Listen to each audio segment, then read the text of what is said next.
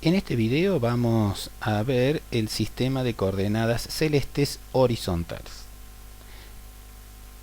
Como siempre, vamos a representar sobre el plano de la pantalla que estamos viendo a una esfera. Estoy tratando de darle dimensiones a esa esfera. Ahí está, que represente a la esfera celeste, cortada en el plano de la pantalla, como decíamos recién. Bien, el plano fundamental en este caso es el plano del horizonte. Entonces tenemos que imaginar en el centro de la esfera, vamos a imaginar a una persona allí que esté parada sobre la Tierra. Estoy haciéndolo aproximadamente esto, por favor, nadie busque precisión en los dibujos. Estoy tratando de representar allí el centro de la esfera y eso sería el planeta Tierra con la persona paradita allí, de modo tal que si nosotros trazamos un plano que corte a la esfera celeste en dos, o sea que pase por el centro de la esfera, plano fundamental como hemos dicho antes, y de modo tal que sea tangente a los pies del observador, de nuestro observador, entonces la esfera celeste quedará cortada en dos partes iguales. Estamos tratando de hacer ese dibujo con las condiciones que hemos establecido previamente. Se nos desapareció el plano fundamental, lo vamos a hacer nuevamente. Bien, y allí lo tenemos. Bien, perfecto. Lo que estábamos queriendo hacer es sombrearlo para que nos quede claro cuál es el plano fundamental, dónde está el centro de la esfera, y a este plano, decíamos, lo vamos a llamar plano del horizonte. Plano del horizonte, entonces, es lo que ustedes están viendo allí con este color que representa un sombreado. Ahora bien, imaginemos también en esta esfera celeste a el eje que pasa por el centro de la esfera, pero que es perpendicular al plano fundamental. Este eje a su vez, nosotros ya lo sabemos, es un eje que tiene una particularidad: sigue la línea de la plomada. Digamos, es la línea con la que los cuerpos caen cuando se sueltan en las cercanías de la superficie terrestre. Esa línea, entonces, este eje se lo llama eje vertical. El eje vertical corta a la esfera celeste en dos puntos que son llamados, como habíamos visto ya, polos. Entonces tenemos los dos polos. Uno, que es el polo que está por encima de la cabeza del observador, que lo llamamos cenit. El cenit es el polo superior de la esfera celeste, en este caso cuando el plano fundamental es el plano del horizonte. El polo que está por debajo de la cabeza, por debajo de los pies, digamos, del observador, recibe el nombre de nadir, y que nosotros lo tenemos dibujado aquí. Bien, el elemento que nosotros vamos a marcar siempre, que es al que nos inspira a buscar estos sistemas de coordenadas, es, como decíamos, un punto, que supongamos es una estrella que esté ubicada, por ejemplo, ahí. Supongamos que acá tenemos a un punto, que puede ser una estrella, por ejemplo. Esa estrella es nuestro punto objeto, y que, como en los casos anteriores representamos con la letra P, acá también vamos a hacer lo mismo. Va a ser nuestro punto objeto. Recordemos, cuando teníamos el punto objeto, necesitábamos definir otro elemento, que es el círculo máximo, y habíamos definido el círculo máximo a todo círculo que debe contener al eje principal, es decir, al eje vertical en este caso. Por lo tanto, dibujemos a continuación un círculo máximo, es decir, un círculo que acá vamos a llamar círculo vertical. Voy a tratar de dibujar el círculo vertical que pase por el punto P. Bien, más o menos por allí lo tenemos. Vamos a borrar la partecita que está pasando por debajo, por detrás de el plano fundamental, como para que dé la sensación, digamos, ayudar a la imaginación de que esta parte de la circunferencia está pasando en la semiesfera que está por delante de la pantalla. Cuando nosotros trazábamos ese círculo máximo, círculo vertical, recuerden en este caso, nos queda determinado su intersección con el plano fundamental, el plano del horizonte, un punto. Ese punto lo habíamos llamado pie del punto P, proyección del punto P, y lo identificábamos con el punto P'. Acá vamos a seguir ese mismo criterio y ahí ya tenemos el punto P'. Tenemos el punto P, punto objeto, la proyección del punto sobre el horizonte, que es el plano fundamental, y nos está faltando ahora el origen del sistema de referencia. Bien, miren, el origen del sistema de referencia en los sistemas horizontales celestes es la proyección del polo visible sobre el horizonte. En el caso de del hemisferio sur, el polo visible que tenemos nosotros es el polo sur celeste, que nosotros vamos a tratar de representar aquí de esta manera. Miren, imaginemos nosotros al eje de rotación del mundo con esa línea que están viendo ustedes en este momento. De nuevo podemos recurrir a esto de no ver la partecita que está por debajo del plano del horizonte, imaginar todo el resto transparente. El polo sur es este puntito que estamos viendo nosotros acá. Ese es el polo sur celeste. Ese polo sur, si nosotros lo proyectamos sobre el plano del horizonte con un círculo máximo, es decir, un círculo vertical, que sería justamente el que está dibujado acá, se encontraría un punto sobre el plano del horizonte que nosotros lo conocemos. Ese punto se llama directamente sur, es el punto cardinal sur. Este es el polo sur celeste, pero este es el punto cardinal sur sobre el horizonte. En el punto opuesto será el punto cardinal norte, y a 90 grados hacia atrás estará el este y el oeste para este lado. Bien, nos interesa a nosotros el punto cardinal sur, que en este caso también es igual al origen del sistema. El origen del sistema es el punto cardinal sur. Ya tenemos los 3 puntos que ustedes deben recordar, hemos aplicado en los casos anteriores. Nos queda ahora dibujar los 3 segmentos que unen al punto origen con el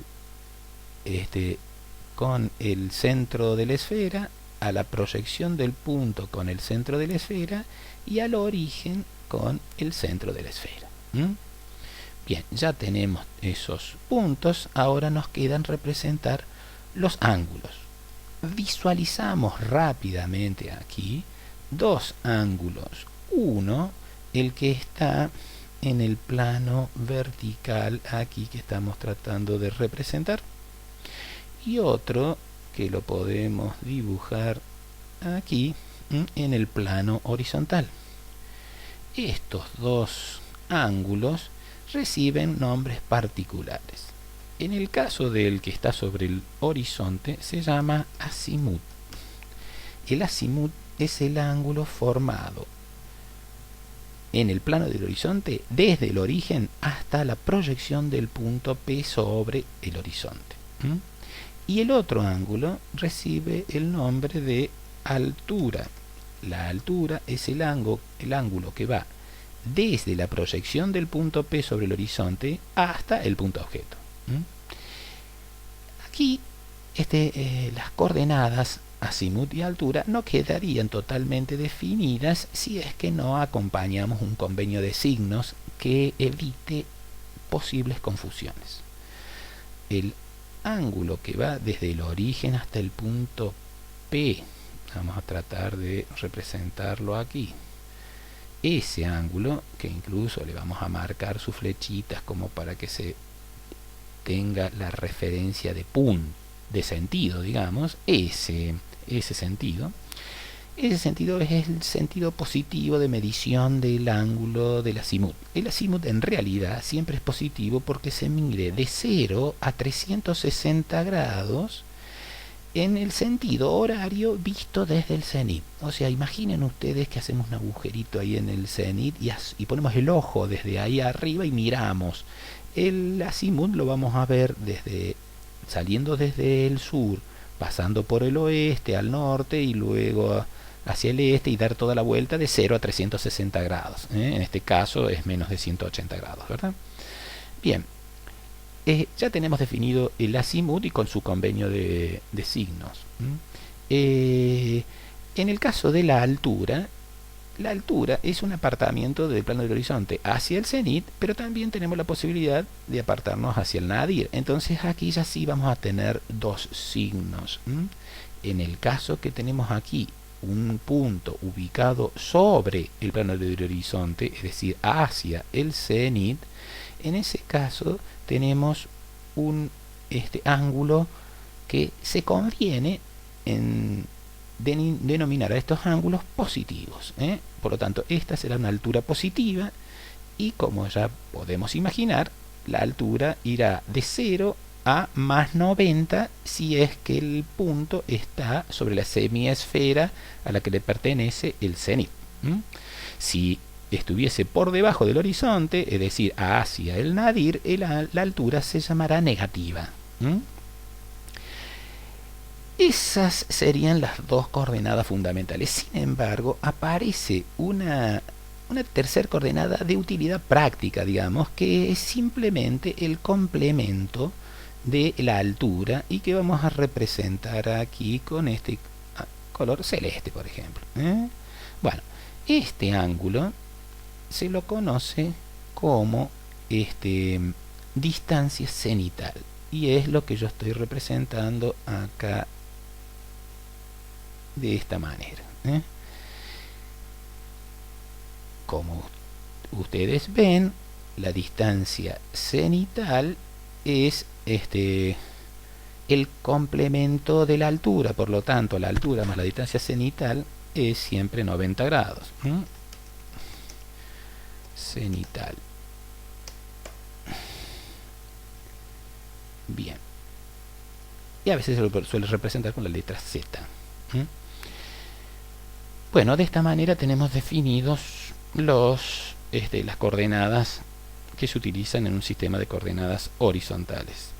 Un caso interesante para analizar es este ángulo, el ángulo que forma el eje polar con la proyección, con el plano del horizonte, digamos. Fíjense ustedes, vamos a hacer ya acá un dibujito que va a representar el horizonte y el eje de rotación del mundo. Hemos exagerado el tamaño del planeta Tierra al solo efecto de visualizar mejor lo que queremos representar. La persona estaría parada allí, esta es la línea vertical. Hemos buscado un dibujo de la Tierra que represente más o menos los lugares que estamos ocupando nosotros allí. Entonces, esta es el eje vertical para una persona parada allí. El plano del horizonte es tangente allí, pero como nosotros tenemos la Tierra que es lo suficientemente pequeña con respecto a la esfera celeste, podemos trazar el plano del horizonte desde el centro de la esfera terrestre, que no vamos a cometer ningún error. Bien, ahora desde el horizonte, decíamos, hacia el polo sur, nos queda determinado este ángulo y nosotros tenemos que la distancia cenital es 90 grados menos la altura del polo. ¿Está bien? Pero también sabemos que la latitud es el ángulo que forma el plano del ecuador, que es perpendicular al eje polar, y la línea zenit-nadir, porque nosotros la línea zenit-nadir, la línea vertical, si la atravesamos a la superficie terrestre y llegamos hasta el centro de la Tierra, esa línea vertical con el plano del ecuador nos determina un ángulo conocido por nosotros que vimos en el sistema de coordenadas geográficas, que es justamente la latitud del lugar. Ahora bien, la latitud del lugar más este ángulo nos permite llegar al eje polar y por lo tanto es igual a 90 grados, les asuma. Quiero decir, la distancia cenital del polo sur es 90 grados menos la latitud. Si 90 grados menos la latitud es igual a la distancia cenital, es decir, 90 grados menos la altura del polo, para que se cumpla esta igualdad, es imprescindible que la altura del polo sea igual a la latitud. Y esa es una propiedad del polo sur. El polo sur está aún, y también del polo norte si estuviésemos en el hemisferio norte. Nosotros lo estamos analizando para nuestro caso. La altura del polo es siempre igual a la latitud del lugar.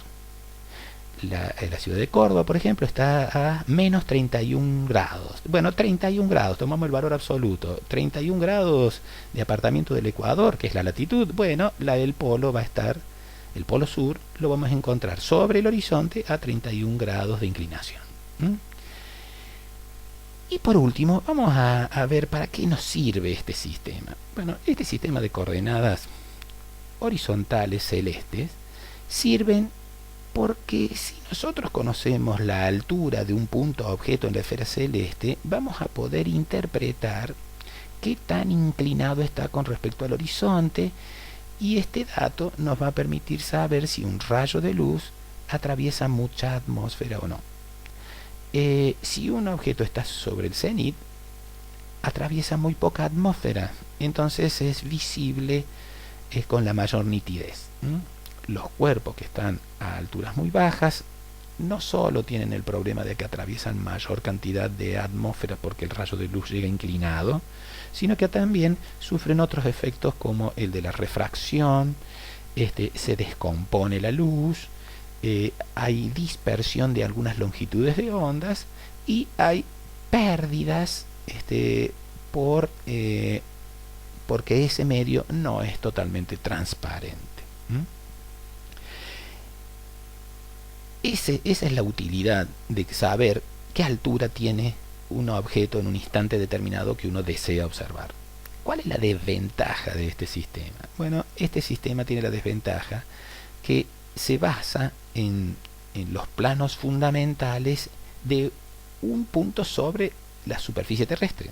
Si yo mido el azimut y la altura de un punto y lo quiero comunicar a otra persona en otro lugar de la superficie terrestre, él va a tener otro sistema horizontal. Entonces, mis coordenadas no las va a poder interpretar fácilmente él, va a tener que recurrir a un complicado sistema de transformación de coordenadas cada vez que quiere interpretar las informaciones de otro observador sobre la superficie terrestre. Conclusión, nos sirven para comunicar posiciones de puntos objetos sobre la esfera celeste a otras personas en distintos lugares de la Tierra. Sirve solo para información del observador en el lugar. Con esto cerramos el sistema de coordenadas horizontales celestes.